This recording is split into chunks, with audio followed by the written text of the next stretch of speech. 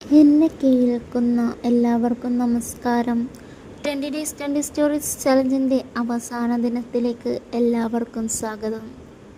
ഇന്നത്തെ കഥ പത്തനംതിട്ട ജില്ലയിൽ സ്ഥിതി ചെയ്യുന്ന ചരിത്രപ്രസിദ്ധമായ ആറന്മുള ക്ഷേത്രത്തിൻ്റെതാണ്.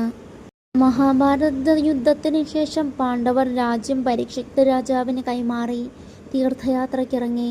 ഈ സമയം 5 പാണ്ഡവരും പമ്പാനദിയുടെ തീരങ്ങളിൽ വെവ്വേറെ വിഷ്ണു ക്ഷേത്രങ്ങൾ നിർമ്മിച്ചു എന്നാണ് വിശ്വാസം.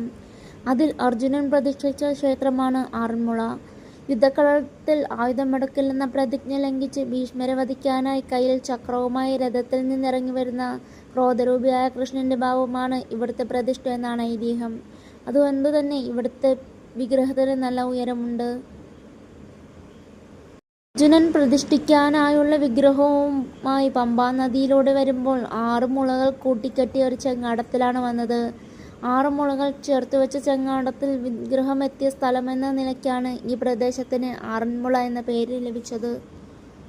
ആറന്മുള എന്ന് കേൾക്കുമ്പോൾ തന്നെ നമ്മുടെ മനസ്സിലേക്ക് ഓടിയെത്തുക അവിടുത്തെ പള്ളിയോടങ്ങളും വള്ളംകളിയുമാണ്. ഇതിനു പിന്നിലും ഒരു കഥയുണ്ട്. പണ്ട് കട്ടപ്പുറത്ത് മഠമെന്ന ഇല്ലത്തു നിന്നും തിരുവോണ ദിവസം ആറന്മുളയപ്പന് സമർപ്പിക്കാൻ വലിയൊരു തോണിയിൽ വിഭവങ്ങളുമായി വരികയായിരുന്നു.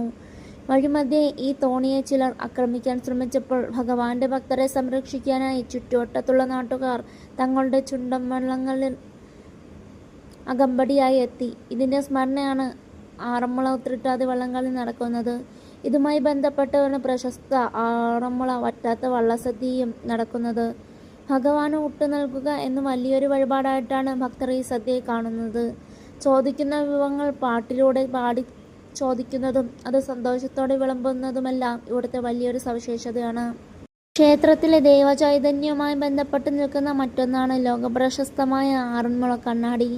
അമ്പലത്തിൽ പ്രതിഷ്ഠയ്ക്കായി പ്രത്യേകതരം കിണ്ടി ഉണ്ടാക്കാൻ രാജാവ് ആവശ്യപ്പെട്ടപ്പോൾ അവിടുത്തെ വിശ്വകർമ്മജരായ ശില്പികൾക്ക് അബദ്ധത്തിൽ ലോഹങ്ങൾ കൂടിച്ചേർന്ന് തിളക്കമുള്ള ഒരു മിശ്രിതം ലഭിച്ചു. പിന്നീട് ഭഗവാന്റെ അനുഗ്രഹത്താൽ അവർ അത് വികസിപ്പിച്ചെടുത്ത് കണ്ണാടിയുടെ രൂപത്തിലാക്കുകയായിരുന്നു. ഈ കണ്ണാടിയിൽ ലക്ഷ്മി ദേവിയുടെ ചൈതന്യമുണ്ടെന്നാണ് വിശ്വാസം. അമ്പലപ്പുഴ ക്ഷേത്രത്തിലെ പാൽപ്പായസം പോലെ തന്നെ ആറന്മുളയപ്പനും പാൽപ്പായസം വളരെ പ്രധാനപ്പെട്ട വഴിപാടാണ്. കുടുംബത്തിന്റെ ഐശ്വര്യത്തിനും സന്താനലബ്ധിക്കും കുട്ടികളുടെ രോഗശാന്തിക്കുമായി ഭക്തർ ഈ വഴിപാട് നടത്തുന്നു. ഭഗവാൻ കൃഷ്ണൻ കുട്ടിയായിരുന്നപ്പോൾ കൂട്ടുകാരായ ഗോപാലന്മാർക്കൊപ്പം ഭക്ഷണം കഴിച്ചതിന്റെ ഓർമ്മപ്പെടുത്തലാണ് ബാലഭോജനം. കുട്ടികൾക്ക് സദ്യയോ ഭക്ഷണമോ നൽകുന്ന ഈ വഴിപാട് കുട്ടികളുടെ ആയുസ്സിനും ആരോഗ്യത്തിനും വിദ്യാഭ്യാസ പുരോഗതിക്കും വളരെ ഉത്തമമാണെന്നാണ് വിശ്വാസം.